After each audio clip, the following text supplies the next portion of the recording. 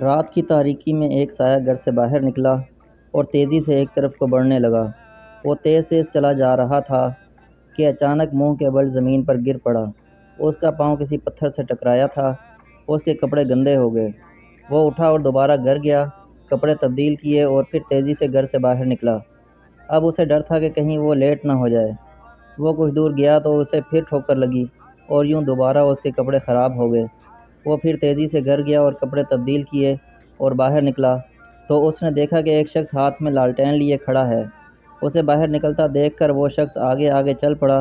یہ بندہ اس کے لالٹین کی روشنی میں چلا جا رہا تھا اور دل ہی دل میں سوچ رہا تھا کہ نہ جانے یہ شخص کون ہے جو اس کی مدد کر رہا ہے۔ یقیناً یہ کوئی فرشتہ ہی ہوگا۔ انہی سوچوں میں گم چلتے چلتے وہ بندہ خیریت سے مسجد پہنچ گیا۔ مسجد کے دروازے پر پہنچ کر چراغ والا شخص رک گیا۔ نمازی اسے چھوڑ کر مسجد میں داخل ہو گیا اور نماز ادا کرنے لگا۔ نماز سے فارغ ہو کر وہ شخص مسجد سے باہر آیا تو وہ چراغ والا شخص اس کا انتظار کر رہا تھا تاکہ اس نمازی کو چراغ کی روشنی میں گھر چھوڑ آئے۔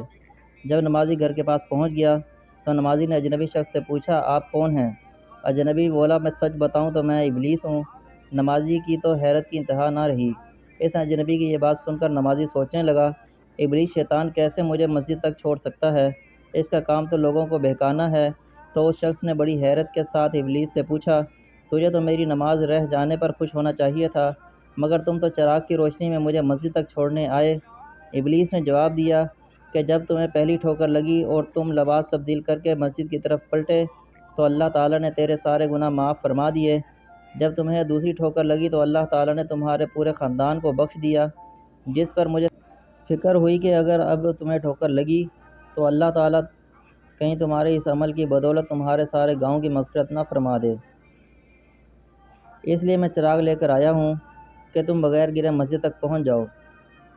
اس شخص نے جیسے ہی یہ بات سنی تو اس نے اللہ تعالیٰ کی بارگاہ میں اپنا سر جھکا کر اللہ کا شکر ادا کیا۔ تو دوستو، یہ ہے ہمارے رب کی شان، سبحان اللہ۔